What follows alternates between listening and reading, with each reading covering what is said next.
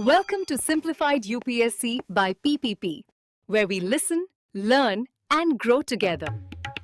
Detailed lecture notes in English and Hindi, plus practice questions for prelims and mains, only on our Telegram channel. Link in description. Like and subscribe for more. नमस्कार और the deep dive में आपका स्वागत है। नमस्कार। आज हम गहराई से समझेंगे एनसीईआरटी कक्षा 10 भूगोल का अध्याय 3 जल संसाधन। हाँ, और ये खास तौर पे यूपीएससी की तैयारी करने वालों के लिए बहुत महत्वपूर्ण है। बिल्कुल। हम एनसीईआरटी टेक्स्ट बुक और कुछ पुराने रेलेवेंट पीवाईक्यूज का इस्तेमाल करेंगे। सही। हमारा मिशन सिर्फ चैप्टर कवर करना नहीं है, बल्कि पानी से जुड़ी जो चुनौतियां हैं, हमारी जो ऐतिहासिक समझ है और भविष्य के रास्ते, इनके बीच के तनाव को समझना है। हाँ, जो तनाव यूपीएससी जीएस पेपर 1 और 3 के लिए कह सकते हैं बहुत जरूरी है। बिल्कुल। और ये हम पक्का करेंगे कि सारी बातचीत सिर्फ दिए गए स्रोतों पर ही आधारित हो। मतलब एनसीईआरटी और पीवाईक्यूज। हाँ, कोई बाहरी जानकारी नहीं, कोई समरी नहीं। नहीं, बिल्कुल नहीं। गहराई से समझना है ताकि एक मजबूत कॉन्सेप्ट बन सके। चलिए तो फिर शुरू करते हैं। सबसे पहला टॉपिक जल दुर्लभता, वाटर स्कैर्सिटी। सुनने में कितना अजीब लगता है ना। भारत मतलब नदियों का देश, मॉनसून वाला देश, और फिर भी पानी की कमी। हाँ, एनसीईआरटी में वो तस्वीर है ना राजस्थान की, औरतें सर पर मटके रखें। हाँ, कई मटके मीलों चलकर पानी ला रही हैं। ये विरोधाभास क्यों है? देखिए, ये विरोधाभास ही आज की असलियत है, और इसके पीछे ना कई कारण हैं। यूपीएससी के लिहाज से समझना जरूरी है। पहला बड़ा कारण है अतिशोषण, ओवर एक्सप्लॉयटेशन। अच्छा। हमारी आबादी बढ़ रही है, जरूरतें बढ़ रही हैं, खासकर खेती में सिंचाई। हाँ, सिंचाई की जरूरत तो बहुत बढ़ गई है। तो भूजल पर दबाव बहुत ज्यादा है। किसान क्या कर रहे हैं? कुएं खोद रहे हैं, ट्यूबवेल लगा रहे हैं। नतीजा, भूजल स्तर नीचे जा रहा है। बिल्कुल, लगातार नीचे। ये तो मतलब एक तरह से अपने ही पैर पर कुल्हाड़ी मारने जैसा है। हाँ, और ये सिर्फ गांव की कहानी नहीं है, शहरों में भी तो यही हो रहा है। बिल्कुल, शहरीकरण बढ़ रहा है, लाइफस्टाइल बदल रही है, उद्योगों को पानी चाहिए। हाँ, मांग तो आसमान छू रही है। और फिर दूसरा पहलू है असमान पहुंच, अनइक्वल एक्सेस। ये भी एक बड़ा मुद्दा है। पानी है भी तो सबके लिए बराबर नहीं है। कहीं 24 घंटे नल में पानी है, कहीं घंटों इंतजार। सही कहा। ये सामाजिक असमानता भी संकट को गहरा करती है। बिल्कुल। और तीसरा बड़ा कारण जल प्रदूषण, वाटर पॉल्यूशन। ओ हाँ, ये तो है ही। हमारे घरों का कचरा, उद्योगों का केमिकल वेस्ट, खेती के कीटनाशक, उर्वरक, ये सब कहाँ जा रहा है? नदियों में, झीलों में। हाँ, तो पानी जहर बन रहा है। नतीजा, पानी होते हुए भी पीने लायक नहीं, इस्तेमाल लायक नहीं। तो उपलब्धता के बावजूद गुणवत्ता की कमी। बिल्कुल। सीएसई की एक पुरानी रिपोर्ट का जिक्र भी है एनसीईआरटी में, जो यही बात कहती है। गुणवत्ता की कमी भी जल दुर्लभता ही है। और ये सिर्फ बातें नहीं हैं, आंकड़े भी हैं। 2015 यूपीएससी प्रीलिम्स का एक सवाल था। हाँ, वो ताजे पानी वाला। कि ताजे पानी का सबसे बड़ा हिस्सा तो ग्लेशियर और बर्फ में है। सही। उसके बाद जो बचता है, उसमें सबसे ज्यादा क्या है? भूजल, ग्राउंड वाटर। और हम उसी भूजल को, मतलब जो सीमित है, उसे ही तेजी से निकाल रहे हैं। ये बढ़ती आबादी और शहरी जीवन शैली का सीधा असर है। बिल्कुल। अच्छा, इस चुनौती से निपटने के लिए फिर हमने बड़े बड़े प्रोजेक्ट्स बनाए, मल्टीपर्पज रिवर प्रोजेक्ट्स। हाँ, बांध वगैरह। वैसे पानी सहेजना कोई नई चीज तो है नहीं भारत में। नहीं, बिल्कुल नहीं। एनसीईआरटी याद दिलाता है, पहली सदी ईसा पूर्व में इलाहाबाद के पास श्रृंगवेरपुर में। हाँ, गंगा की बाढ़ के पानी को सहेजने की व्यवस्था थी। और चंद्रगुप्त मौर्य के टाइम पे भी बड़े बांध, झीलें, सिंचाई सिस्टम बने। बिल्कुल। भोपाल झील, हौज खास, ये सब पुराने उदाहरण हैं बेहतरीन जल प्रबंधन के। तो ये परंपरा तो यही है। हाँ, ये ऐतिहासिक जड़ें हैं। फिर आजादी के बाद आधुनिक भारत बनाने के लिए बांधों को बहुत अहमियत दी गई। जवाहरलाल नेहरू ने तो इन्हें आधुनिक भारत के मंदिर कह दिया था। हाँ, टेम्पल्स ऑफ मॉडर्न इंडिया। इसके पीछे एक सोच थी। क्या सोच थी? सोच ये थी कि ये बांध कृषि को बढ़ाएंगे, सिंचाई से बिजली पैदा करेंगे, उद्योगों के लिए बाढ़ रोकेंगे। अच्छा। मतलब एक तरह से गांव और शहर दोनों का विकास साथ साथ होगा, देश तेजी से आगे बढ़ेगा। और ऊपर से देखें तो फायदे तो है, सिंचाई, बिजली, बाढ़ नियंत्रण, पीने का पानी, मछली पालन। हाँ, कई मकसद पूरे होते हैं, जैसे हीराकुंड बांध का उदाहरण दिया एनसीईआरटी में। लेकिन क्या ये तस्वीर पूरी है? क्या सब कुछ अच्छा ही है? नहीं, यहीं पर असल मुद्दा शुरू होता है। इन मंदिरों के पीछे कई गंभीर सवाल हैं, आलोचनाएं हैं, जो यूपीएससी जीएस1 और जीएस3 के लिए बहुत जरूरी हैं। जैसे कि सबसे पहला असर तो नदी के अपने इकोसिस्टम पर। बांध नदी का नेचुरल फ्लो रोक देता है। सही। तो जो गाद मतलब सेडिमेंट बहकर आगे जाती थी, वो जलाशय में जमा होने लगती है। तो उससे क्या होता है? उससे नदी का तल चट्टानी हो जाता है, पानी में रहने वाले जीवों का खाना, उनका घर, सब खत्म। और मछलियों का क्या? वो तो माइग्रेट करती हैं, बिल्कुल। उनका रास्ता बंद हो जाता है, खासकर अंडे देने के लिए जब वो ऊपर जाती हैं। ये एक बड़ा असर है जलीय जीवन पर। और फिर जमीन डूबने का मुद्दा, जंगल डूब जाते हैं। हाँ, हजारों हेक्टेयर जमीन, जंगल, सब पानी में, दोहरा नुकसान। और सबसे बड़ा नुकसान शायद लोगों का होता है, विस्थापन। बिल्कुल, ये सबसे दर्दनाक पहलू है। लाखों लोग, ज्यादातर आदिवासी, गरीब किसान, हाँ, उनकी जमीनें चली जाती हैं। उनकी जमीन, घर, रोजगार, संस्कृति, सब कुछ छिन जाता है। नर्मदा बचाओ आंदोलन, टिहरी बांध आंदोलन, ये सब इसी वजह से हुए। हाँ, ये बड़े जन आंदोलन इसी दर्द और गुस्से से उपजे हैं। रिहंद बांध के विस्थापितों का जिक्र है किताब में। हाँ, वो सवाल उठाते हैं कि ये विकास आखिर है किसके लिए? सही सवाल है। अक्सर फायदा मिलता है बड़े किसानों को, जमींदारों को, उद्योगपतियों को, शहरों को, और कीमत चुकाते हैं वो लोग जो पहले से हाशिए पर हैं। ये तो बहुत जटिल स्थिति है। और फिर राज्यों के बीच भी झगड़े होते होंगे। होते हैं, बिल्कुल होते हैं। पानी के बंटवारे को लेकर, प्रोजेक्ट की लागत और फायदे की हिस्सेदारी पर। जैसे कृष्णा गोदावरी विवाद का उदाहरण है। अहं। महाराष्ट्र ने कोयना बांध से ज्यादा पानी मोड़ दिया तो कर्नाटक और आंध्र प्रदेश ने आपत्ति जताई। अच्छा, गुजरात में साबरमती बेसिन के किसानों का भी जिक्र है। उनका पानी शहरी इलाकों को दिया जाने लगा तो उन्होंने आंदोलन किया। और पर्यावरण पर असर? वो भी कम नहीं। ज्यादा सिंचाई से जमीन में नमक बढ़ जाता है, सैलिनाइजेशन जिसे कहते हैं। हाँ। बड़े जलाशयों से भूकंप का खतरा बढ़ने की भी बात कही जाती है। अच्छा। और पानी जमा होने से मच्छर पनपते हैं, बीमारियां फैलती हैं, जल जनित रोग। और विडंबना ये कि जो बांध बाढ़ रोकने के लिए बनते हैं, वही कई बार बाढ़ का कारण बन जाते हैं जब भारी बारिश में अचानक पानी छोड़ना पड़ता है। हाँ, 2006 में महाराष्ट्र और गुजरात में ऐसा हुआ था शायद। बिल्कुल, एनसीईआरटी में इसका जिक्र है। बाढ़ और भयानक हो गई थी। तो अगर इन बड़े बांधों के साथ इतनी दिक्कतें हैं, सामाजिक, पर्यावरणीय, आर्थिक, तो फिर रास्ता क्या है? विकास तो चाहिए। हाँ, यही पर वर्षा जल संग्रहण मतलब रेन वाटर हार्वेस्टिंग एक अहम विकल्प के तौर पर सामने आता है। पारंपरिक ज्ञान। बिल्कुल, ये सिर्फ विकल्प नहीं, कई मामलों में ज्यादा टिकाऊ, ज्यादा समझदारी भरा रास्ता है। और भारत में तो इसकी परंपरा बहुत पुरानी और समृद्ध है। सही। हमारे पुरखों ने अपने अपने इलाके के हिसाब से पानी बचाने के गजब के तरीके निकाले थे। जैसे पश्चिमी हिमालय में पहाड़ों पर, वहां नदियों या झरनों की धारा को चैनलाइज करके खेतों तक लाने के लिए गुल या कुल बनाते थे। अच्छा, नालियों जैसा? हाँ, एक तरह की चैनल्स। ये दिखाता है कि समुदाय मिलकर पानी मैनेज करते थे। और राजस्थान, वहां तो खैर पानी की कीमत ही अलग है। हाँ, वहां छत के पानी को इकट्ठा करने की कला तो कमाल की है। टांका? बिल्कुल।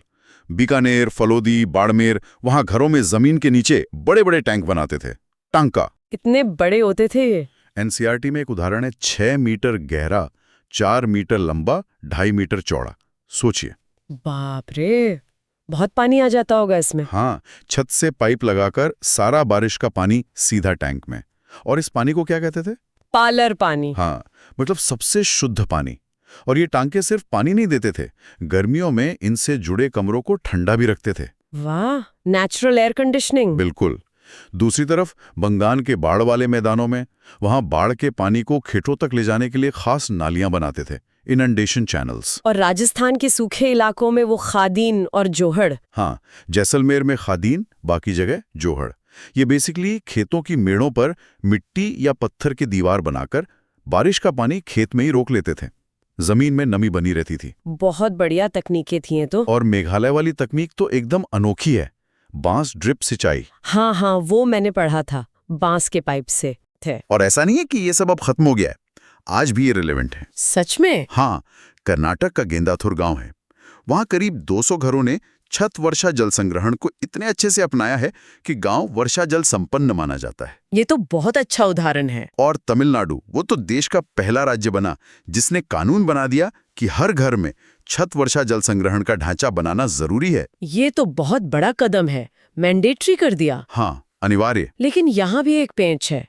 एनसीईआरटी बताता है कि पश्चिमी राजस्थान में, जहाँ टांका की इतनी पुरानी परंपरा थी, हाँ, वहां जब इंदिरा गांधी नहर आई, लोगों को नल का पानी मिलने लगा, तो उन्होंने टांके इस्तेमाल करने कम कर दिए। हाँ, ये हुआ, पारंपरिक तरीके पीछे छूटने लगे। और दूसरी तरफ मेघालय की राजधानी शिलोंग, जो दुनिया की सबसे ज्यादा बारिश वाली जगह के पास है, चेरापूंजी, मौसनराम। हाँ, वहां शहर में पीने के पानी की भारी कमी है और लोग आज भी छत वर्षा जल संग्रहण पर निर्भर हैं। है ना, विरोधाभास।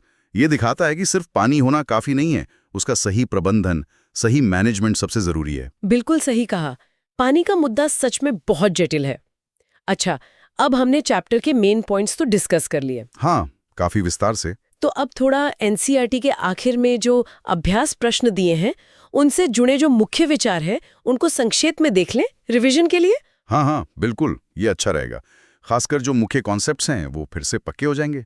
जैसे कुछ एमसीक्यूज हैं। एक पूछता है कि सीढ़ीदार खेती मतलब टेरेस फार्मिंग कहाँ होती है? हाँ, तो इसका जवाब है पहाड़ी इलाकों में, जैसे उत्तराखंड, ताकि ढलान पर मिट्टी ना बहे, सॉइल इरोजन रोकने के लिए। ठीक है। एक और सवाल था, पंजाब में भूमि निम्नीकरण लैंड डिग्रेडेशन का मुख्य कारण? उसका जवाब है अत्यधिक सिंचाई, ओवर इरिगेशन। उससे क्या होता है? वाटर लॉगिंग हो जाती है, मतलब पानी भर जाता है और जमीन में नमक बढ़ जाता है, सैलिनाइजेशन। ये हरित क्रांति का एक साइड इफेक्ट कह सकते हैं। अच्छा, और एक सवाल था कि तकनीक और आर्थिक विकास ने संसाधनों की खपत कैसे बढ़ाई है? हाँ, ये अहम सवाल है। देखिए, सीधी सी बात है, बेहतर टेक्नोलॉजी आई तो हमने संसाधनों को निकालने और इस्तेमाल करने की क्षमता बढ़ा ली। सही। और आर्थिक विकास हुआ तो मांग बढ़ी, कंजम्पशन बढ़ा। नतीजा, संसाधनों पर जबरदस्त दबाव, पर्यावरण पर असर। उपनिवेशवाद के दौर में भी यही हुआ था। बिल्कुल, तकनीकी रूप से ताकतवर देशों ने दूसरों के संसाधनों का खूब शोषण किया। और एक और महत्वपूर्ण चीज, समुदायों ने संरक्षण में कैसे भूमिका निभाई है? हाँ, ये जानना बहुत जरूरी है। भारत में इसके बहुत उदाहरण हैं। जैसे सरिस्का में गांव वालों ने मिलकर खनन का विरोध किया। हिमालय का चिपको आंदोलन तो खैर दुनिया भर में मशहूर है। हाँ, पेड़ों से चिपक गए थे लोग। बिल्कुल। टिहरी में बीज बचाओ आंदोलन चला। राजस्थान में बिश्नोई समुदाय है जो सदियों से वन्य जीवों की रक्षा करता आया है। हाँ, उनकी कहानी तो अद्भुत है। और आजकल संयुक्त वन प्रबंधन मतलब जॉइंट फॉरेस्ट मैनेजमेंट कार्यक्रम चल रहे हैं। इसमें स्थानीय समुदाय और वन विभाग मिलकर जंगल बचाते हैं। तो मतलब लोगों की भागीदारी बहुत जरूरी है। बिल्कुल, संरक्षण सिर्फ सरकार का काम नहीं है, जन भागीदारी के बिना सफल नहीं हो सकता। ठीक है, तो ये कुछ मुख्य अभ्यास प्रश्न थे। हाँ, अब अगर हम खास तौर पर प्रीलिम्स परीक्षा के लिए कुछ पॉइंटर्स बना लें, मतलब फटाफट रिवीजन के लिए। हाँ बिल्कुल। क्या क्या ध्यान में रखना चाहिए? देखिए, कुछ मुख्य अवधारणाएं। हाँ। जैसे जल दुर्लभता के कारण क्या है, ठीक है। अतिशोषण, प्रदूषण, असमान पहुंच, जल चक्र क्या है, फिर ऐतिहासिक संरचनाएं, श्रृंगवेरपुर, भोपाल झील, हौज खास, ये नाम याद रखने चाहिए। प्रमुख बांध और वो किस नदी पे हैं, हीराकुंड महानदी, सरदार सरोवर नर्मदा, भाखड़ा नांगल सतलुज, टिहरी भागीरथी। ये मैच द फॉलोइंग में आ सकते हैं। सही।